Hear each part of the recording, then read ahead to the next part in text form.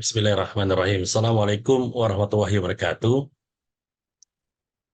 Terima kasih Pak Ahmad Haris, Pak Mukhro Jalil, tadi ada Pak Iwan Pasila, dan juga Pak Asif Hikayat selaku narasumber juga.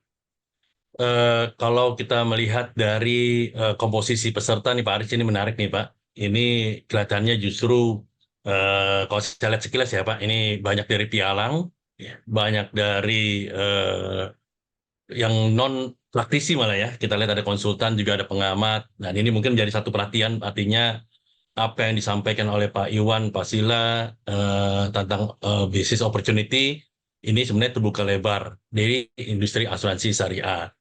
Jadi mungkin barangkali mau diizin untuk menambahkan apa yang disampaikan oleh Pak Asef Hikayat. Kalau boleh di share screen, materi udah dikirim belum Pak Aris ya Pak?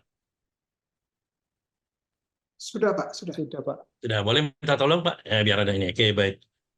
Eh, ada dua hal yang menarik kalau kita bicara tentang apa tema pembahasan di webinar kali ini, yaitu bicara tentang spin-off itu sendiri, dan yang berikutnya adalah bicara tentang permodalan. Ini mungkin Pak Sepi Kayat mungkin nanti akan semakin ditambah kalau misalnya nanti penerapan IFRS 17 di industri asuransi syariah. Ini bertubi-tubi lah ya, bertubi-tubi. Tetapi kalau kami sedikit mundur, Pak Aris, beberapa kali ASI sudah melakukan survei sejak terbit pertama kali Undang-Undang 40 tahun 2014, tahun 2016 itu sebenarnya ASI sudah mulai mengadakan survei kesiapan dan kemauan lah untuk melakukan pemisahan unit syariah. Dari sejak 2016, 2018 terakhir juga sebelum pandemi masih kembali, dan pasca pandemi juga sudah dilakukan, mayoritas industri masih tetap mengarah kepada opsi pertama, yaitu pendirian entitas baru. Mungkin ini yang perlu kita garis bawahi, bahwa nuansa atau aura ini agak berbeda dibandingkan dengan industri, saya sebut mungkin di sini ada perbankan. Di industri perbankan barangkali unit syariah di sana prefer untuk tidak lepas dari induknya. Ya, masing-masing apa namanya bisnis apa namanya pertimbangan bisnis itu berbeda mungkin ya. Tetapi di industri asuransi syariah ini sebagian besar mengarah kepada sana untuk tanda petik menjadi kemandirian. Ini bukan mengarah kepada suatu usaha pemisahan ya, tidak arti separasi dari suatu negara gitu, tapi artinya menuju independensi. Mungkin nanti juga akan ada dibahas di dalam slide yang kita bahas, itu bahwa perusahaan-perusahaan yang yang berdiri sendiri mungkin harusnya merasa lebih independen, bisa lebih bergerak, bisa lebih mengutilize semua resource yang dimilikinya ketimbang ketika masih bentuk unit. Kalau kita lanjut lagi, barangkali tadi ada dua ya yang bicara spin-off. Nah, kita bicara spin-off dulu, nanti permodalan juga kita akan bahas. Jadi kalau kita lihat ada beberapa alasan spin-off, alasan pemisahan syariah ini kalau kita mundur dari awal, jauh sebelum adanya pendirian cabang syariah, sebelum adanya pembentukan unit syariah, ini sebenarnya kalau di awal ketika di tahun 2001 mungkin barangkali, ini kan ketika niatan awal ada fatwa pertama tentang asuransi syariah, niatan awalnya itu harusnya semua yang awal berdiri itu adalah full-fledged, berdiri secara mandiri. Namun dengan berbagai pertimbangan dan juga kalau waktu itu belum ada pelaku lain, baru satu waktu itu, akhirnya untuk sementara diberikan suatu ibaratnya rukhsah lah ya, suatu ibaratnya fleksibilitas sementara. Jadi kalau namanya fleksibilitas itu bukan berarti selamanya gitu kan. Ya mungkin barangkali kalau kita saat ini di bulan Ramadan ada yang sedang sakit, ada yang sedang safar, itu tetap mendapatkan rukhsah, tetap mendapatkan fleksibilitas. Boleh tidak puasa. Tetapi tidak selamanya. Kalau orang travel terus sebulan, apakah itu berarti dia boleh tidak puasa sebulan? Ya nggak gitu juga gitu Pak, gitu ya. Kembali lagi, eh, ternyata kebablasan. 2001 keluarlah aturan tentang pemisahan unit syariah atau spin-off itu 2014. Baru diperkuat kembali di 2023 yang lalu. Nah ini hal ini sebenarnya kalau kita kembali mundur, ini di masing-masing pemegang saham ataupun manajemen perusahaan, ketika menyusun atau membuat suatu program kerja atau strategi bisnis, baik yang jangka pendek maupun jangka panjang, seyogyanya, seidealnya sudah mempertimbangkan visioner ya, artinya ke depan. Mungkin bukan cuma sekedar 5 tahun, tetapi tentu tujuannya adalah apa ibaratnya going concern, everlasting gitu ya. Tidak ada satu perusahaan yang didirikan atau unit ataupun unit bisnis ataupun produk yang didirikan. Oh kita bikin produk ini hanya untuk 10 tahun. Saya kira nggak ada. Tujuannya adalah untuk everlasting. Nah, satu hal yang menarik adalah ketika sebagian perusahaan yang dari awal mendirikan tetapi merasa terkaget-kaget ketika diingatkan adanya aturan spin-off. Padahal Undang-Undang 40 itu sudah terbit sejak tahun 2014. Ketika diingatkan 3 tahun menjelang batas waktu atau 4 tahun sebelumnya diingatkan, loh, kok begini, kok begitu? Nah, itu. Yang lebih uniknya lagi, ada perusahaan yang sudah berdiri atau unit syariah yang berdiri sejak tahun 2014, itu nggak ngeh. Nah, ini yang mungkin nanti akan menjadi satu isu tersendiri. Lah. Baik, kalau kita lihat beberapa alasan spin-off, kita kembali ke materi dulu. Boleh kita lihat next slide selanjutnya. Ini ada yang pertama adalah ketentuan regulator dulu. Boleh halaman sebelumnya kalau boleh. Nah, di halaman ini kondisi unit syariah ini telah memenuhi persyaratan tertentu. OJK sudah mengatur persyaratannya, yaitu adalah kalau sudah memenuhi 50% dan ekuitas 100 miliar. Kalau dipisah dari perusahaan yang memiliki porsi 50% itu hanya satu perusahaan asuransi umum yang memiliki katakanlah portofolio syariahnya lebih besar daripada konvensionalnya. Kalau perusahaan yang memiliki ekuitas di atas 100 itu ada 21. Jadi kalau dipisah itu sebenarnya ada 22 yang punya kewajiban. Tapi ketika digabung dengan kata dan, maka menjadi nol. Tidak ada satupun perusahaan yang memenuhi kondisi porsi dan ekuitas. Tetapi di pasal berikutnya ada sudah dipertegas kembali tadi oleh Pak Iwan Pasila bahwa batas waktunya adalah tenggat waktu yaitu 31 Desember tahun 2026. Artinya ini kita bisa melihat bahwa ada komitmen untuk memastikan bahwa unit syariah yang ada saat ini harus menentukan sikap sejak dari sekarang apakah akan memilih opsi satu yaitu melakukan pendirian atau opsi dua yaitu melakukan pengalihan portofolio. Nanti mungkin barangkali juga bisa menjawab pertanyaan yang sudah ada di Q&A. Kemudian OJK juga berwenang menggunakan kewenangannya dan ketiga menghindari sanksi. Boleh kita lanjut ke next. Yang pertama adalah memenuhi ketentuan. Tadi sudah saya singgung sedikit. Mungkin kita boleh skip lagi ke halaman berikutnya, slide berikutnya, menghindari sanksi. Saya kira tidak ada satupun perusahaan yang ingin mendapatkan sanksi. Nah, sementara di POJK sudah diatur kalau yang tidak menyampaikan atau ya apa namanya tidak comply, yaitu akan dikenakan sanksi. Nah, kita lanjut lagi barangkali yang mungkin juga cukup penting adalah pemanfaatan potensi. Mumpung di sini banyak teman-teman rekan-rekan pialang, ini ada potensi yang luar biasa besar yang masih terbuka lebar, yang juga diperkuat ada di roadmap perasuransian 2023-2027. Nanti kalau Bapak dan Ibu lihat di roadmap tersebut, ada warna khusus, warna hijau. Itu hanya khusus syariah. Yang warna lainnya, itu yang warna hitam, itu digabung antara konvensional bisa, syariah juga bisa. Artinya, kita tidak bisa memungkiri bahwa ada beberapa peluang-peluang usaha baru yang bisa timbul. Ya, saya menggambarkannya mungkin barangkali ini dalam satu slide ini. Ini adalah halal ekosistem, sebuah halal value chain yang sebenarnya kalau industri asuransi syariah bereksplorasi di lingkungan ini saja sebenarnya sudah lebih dari cukup. Tadi Pak Iwan sudah menyinggung tentang adanya industri pariwisata halal. Saya atau kami melihat di asosiasi kelihatannya potensi tersebut hanya baru pengembangan di industri di sektor pariwisatanya saja, tetapi sektor lainnya utamanya di asuransi syariah belum kena ke sana. Padahal kalau misalkan di satu industri halal katakanlah untuk pengunjung wajib pakai asuransi syariah, kelar kita. Ya, haji dan umroh sudah terkunci, itu harus menggunakan asuransi syariah. Apa misalnya gitu, kalau misalnya katakanlah pembangunan masjid, kemarin kita dengar ada pembangunan masjid raya di IKN, nilainya luar biasa besar, ya 900 miliar. Kalau itu masuk ke ekosistem yang halal, seharusnya asuransi syariah yang masuk. Sayangnya ini belum terkunci, artinya belum ada peraturan yang mewajibkan, yang mengharuskan seperti itu. Lebih besar lagi, misalkan pembiayaan bank syariah, atau misalnya katakan lebih besar lagi, misalnya sukuk. sukuk dengan potensi dana sekitar 2.000 triliun lebih outstandingnya. Kalau setengahnya kita tahu dipakai untuk pembangunan infrastruktur dan kita tahu itu menggunakan dana halal, kalau itu masuk ke dalam ekosistem asuransi syariah, insya Allah makmur semua yang ada di industri asuransi syariah. Jadi pemanfaatan potensi ini masih sangat luas, sangat besar, dan tentunya asosiasi tidak bisa bergerak sendiri. Kami tentu butuh dan juga komunikasi kepada regulator, para pemangku kepentingan, para pelaku usaha, dan ini tentu juga bukan kerja sendiri, tapi kerja bersama dan kerja bersama-sama. Dana haji juga sama, kita tahu dana haji juga digunakan untuk pembangunan, untuk seperti pembiayaan sukuk juga dan lain-lain.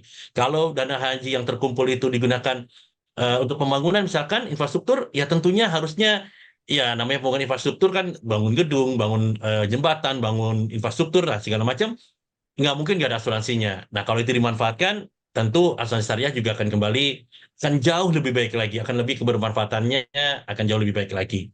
Mungkin next ini akan sangat banyak, nanti mungkin akan menjadi sumber pertanyaan. Dan ini juga merupakan bagian dari master plan industri halal Indonesia, di mana Indonesia juga punya suatu visi ke depan menjadi pusat halal global, secara global. Dan ini hanya bisa tercapai kalau tadi juga suatu hal yang ironi bahwa dari sisi keuangan syariah ternyata justru Indonesia turun peringkat dari peringkat 3 menjadi peringkat 4. Tapi secara gabungan kita naik. Artinya apa? Artinya ada satu mata rantai halal yang kelihatannya putus. Perbankan kita ketahui mungkin naik, tetapi juga industri syariah malah makin turun. Ya, kalau kita lihat data dari Pak Iwan juga menegaskan bahwa dari sisi year on year kita masih mengalami kontraksi, masih menjadi PR bersama bagaimana untuk mengembalikan eh, untuk kembali ke on the right track gitu ya. Next, boleh? Ini bicara lagi, bicara persiapan dan tantangan. Kalau kita kembali mundur, ya tadi disampaikan di awal bahwa beberapa perusahaan sudah menyiapkan diri sejak awal, sejak ketika merupakan masih unit atau masih cabang waktu dulu ya, sebelum 2010 itu bentuknya cabang, itu sudah mempersiapkan diri, cabangnya udah punya lagi ada beberapa cabang atau mungkin beberapa kantor perwakilan dan seterusnya. Ketika menjadi unit itu menjadi tanda petik menjadi SBU, seakan-akan menjadi head office daripada unit syariahnya dan seterusnya. Nah, persiapan ini juga beragam ya perusahaan-perusahaan. Jadi ada yang sudah ibaratnya sudah siap, ada yang istilahnya, mohon maaf, istilahnya dikarbit, atau mungkin ada yang sama sekali nggak siap. Dan tentunya karena dari beragamnya peserta, tentu kami berharap juga bahwa rekan-rekan yang ada di bidang konsultansi ini bisa membantu para pelaku usaha untuk lebih eh, mudah mereka memahaminya ketimbang mungkin bernama juga istilah-istilah yang ada seperti bahasa-bahasa hukum yang mungkin kurang membumi atau mungkin ada beberapa teknik-teknis pemahaman yang kurang pas. Nah, ini nanti mungkin menjadi diskusi kita bersama. Dan yang penting adalah dari tadi mungkin juga walaupun belum menjawab, tetapi ini di sini bisa sampaikan bahwa prinsip daripada pemisahan unit syariah apapun bentuknya, baik yang pendirian entitas baru maupun yang pengalihan portofolio adalah tidak mengurangi hak pemegang polis dan atau peserta. Artinya kalau ada pembiayaan di satu bank, ya ini tentu harusnya diyakinkan, dijaminkan bahwa hak dari pemegang polis itu tidak boleh berkurang sama sekali. Dan ini yang paling penting untuk sebagai perlindungan konsumen dan untuk memberikan assurance bahwa opsi apapun yang dilakukan oleh unit syariah, baik yang itu pendirian maupun pemisahan atau maupun pengalihan portofolio, harus punya tujuan yang sama, yaitu tidak boleh hak peserta itu hilang, berkurang, apalagi terabaikan. Next lagi boleh? Ini formatnya tadi ya saya kira sudah disebutkan juga bahwa dari 42 ada 32 yang memutuskan untuk pendirian baru dan ada 10 yang akan melakukan pengalian portofolio syariahnya kepada perusahaan asuransi syariah yang sudah mendapatkan izin. Artinya dari 16 full fledged itu punya potensi untuk menerima pengalihan dari 10 yang akan mengalihkan. Dan ini saya kira masing-masing punya pertimbangan tersendiri, bukan hanya sekedar dari potensi pasar, tetapi mungkin juga dari kapabilitas dan juga dari willingness dari masing-masing perusahaan. mungkin dari kacamata satu unit dengan size misalkan 100 miliar itu sudah mumpuni, mungkin bagi unit yang lain 500 miliar itu belum cukup. Jadi saya kira itu kembali kepada mekanisme pasar, mekanisme dari perhitungan dari masing-masing perusahaan atau dari masing-masing pemegang saham. Dan lanjut lagi, kalau kita lihat ini terkait dengan permodalan, tadi sudah disinggung oleh Pak Asep juga. Dalam hal ini bicara tentang ekuitas. Jadi bukan lagi permodalan. Ini suatu relaksasi yang cukup baik karena sebelumnya di pengalaman di tahun 2016 atau mungkin terakhir 2022 dan juga di 2023, perusahaan-perusahaan yang belum atau sebelum keluarnya POJK ini itu masih harus menyetor modal dulu, ya, suatu modal dulu. Tapi sekarang ini tidak perlu ada penyetoran modal, hanya mengandalkan ekuitas. Nah, satu juga yang penting yang perlu dicatat dari seluruh 42 unit, baik yang melakukan pendirian maupun yang melakukan pengalihan, tidak boleh perusahaan tersebut menggunakan laba usaha dari unit syariah. Jadi kalau mungkin barangkali menjadi diskusi bersama, ada satu perusahaan yang sudah berdiri sejak tahun 2003-2004 dengan unit syariahnya, tapi sampai sekarang ekuitasnya masih kecil, mungkin hanya 30 sampai di bawah 50. Tapi kalau kita mundur dari hampir 20 tahun, itu setiap tahun mungkin 1 miliar, 2 miliar, atau 8 miliar, dan seterusnya, itu kalau diakumulasi seharusnya itu sudah lebih dari 100 miliar. Tapi sudah ditarik sebagai tanda petik dividen bagi induk.